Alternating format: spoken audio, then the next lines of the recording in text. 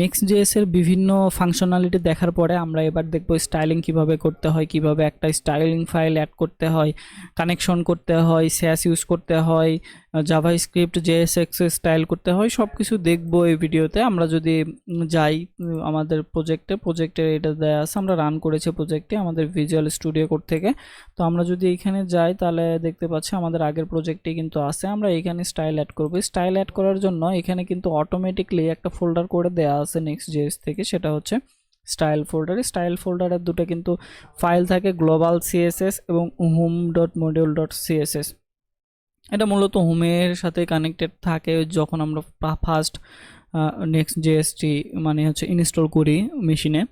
তো এখন দেখবো আমরা গ্লোবাল স্টাইল কিভাবে করতে হয়। গ্লোবাল স্টাইল করার জন্য আমরা যে global.css দেখতেছি, globals.css, আমরা যদি এখানে যাই কিছু গ্লোবাল CSS দেয়া আছে।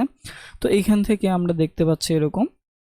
তো আমরা যদি এখানে গ্লোবাল CSS এ জাস্ট আমাদের যদি কোনো h1 ট্যাগ থাকে তাহলে সেটার কালার করে দিতে পারি,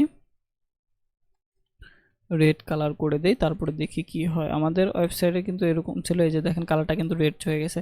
তাহলে আমরা যদি গ্লোবাল ফাইলে কিছু চেঞ্জ করি ডিরেক্ট কিন্তু এখানে চেঞ্জ হয়েছে। এটার কারণ কি, আমরা এই গ্লোবাল ফাইলটা কিন্তু অটোমেটিক্যালি এই যে আমাদের যেখান থেকে এন্ট্রি করে ইন্ডেক্স ফাইলটি, সেখান থেকে দেখতে পাচ্ছেন এখানে কিন্তু ইম্পোর্ট করা আছে গ্লোবাল ফাইলটি।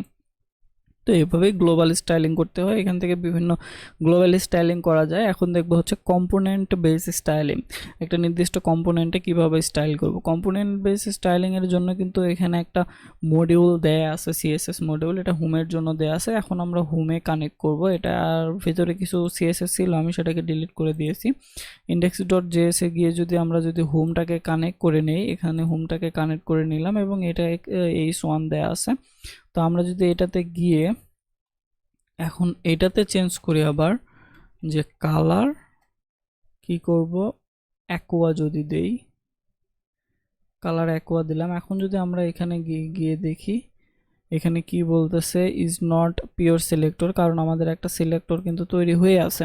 তো আমরা কি করতে পারি, এখানে একটা ক্লাস নেম দিয়ে দিতে পারি হাইলাইট। ওকে, হাইলাইট ক্লাস নেম দিলাম এবং আমরা যদি এখান থেকে আমাদের ইন্ডেক্স ফাইলে যাই তো এইখান থেকে আমরা বলে দিতে পারি ক্লাস নেম এখান থেকে দিতে পারি স্টাইলস ডট হাইলাইট। ওকে, আরে হাইলাইট আমরা যদি এখন চেক করি তাহলে দেখতে পারবো আমাদের কালারটা কিন্তু চেঞ্জ হচ্ছে। তাহলে আমরা কিন্তু এভাবে CSS লিখতে পারি এবং এখানে থেকে কিন্তু ক্লাস অ্যাড করে দিতে পারি। তো আমরা যদি এখানে ডকুমেন্টেশনে যাই, ডকুমেন্টেশনে গিয়ে এখান থেকে স্টাইলস কোথায়, styling, data fetching, styling, CSS। ওকে, আমরা সার্চ করি CSS বা সাপোর্ট। ওকে, CSS এ যাই, এখান থেকে দেখতে পাচ্ছি আমরা কিন্তু গ্লোবাল স্টাইল করতে পারি।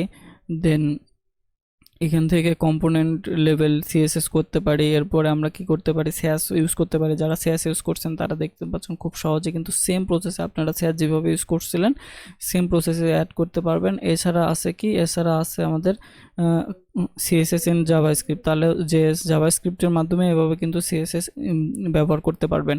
তো এর পরের ভিডিওতে আমি CSS নিয়ে বেশি কিছু বলতেছি না, কারণ CSS মোটামুটি সবাই কানেক্ট করতে পারেন, ইউজ করতে পারেন। তো পরবর্তী যে ফাংশনালিটির বিষয়গুলো আছে আমরা সেই বিষয়গুলোতে বেশি ফোকাস করব। তো ধন্যবাদ এই ভিডিওটি দেখার জন্য।